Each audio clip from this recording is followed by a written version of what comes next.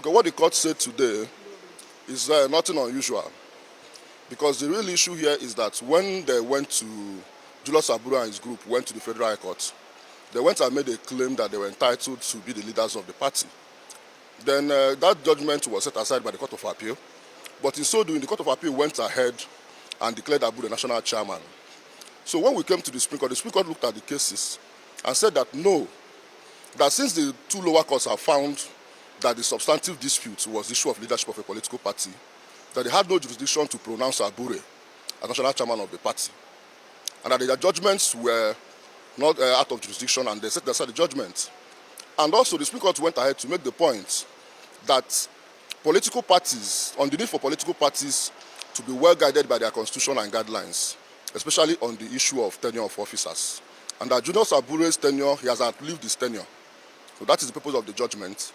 And that the issue of who determines leadership of a political party is entirely within the domestic realm of a political party, and not for the two lower courts to look at. So that is essentially what the Supreme Court did today. So by implication now? By necessary implication, Julius Abure, from my understanding of the judgment, ceases to be the national chairman of the party, having outlived his tenure under the party's constitution. And the party, it was also before the court that the party had established and appointed a caretaker committee in his place, so that the two lower courts had no business whatsoever going into the case filed before the two lower courts. It's something that is quite deserving. It's something that is quite encouraging for any person to resort to court anytime such situation like this arises. I'm happy today that Labour Party has come to stay. This is a people's party. This is a party everybody believes in.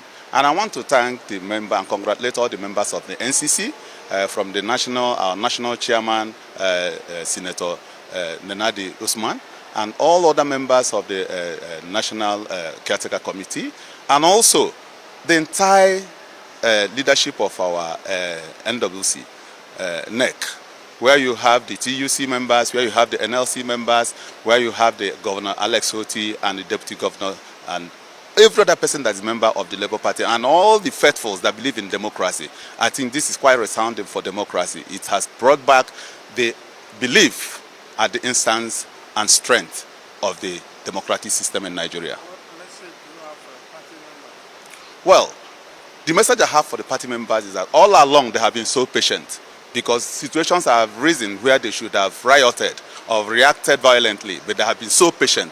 So I'm telling them that they should now still remain patient, and let's build the party together. All hands must be on deck moving forward.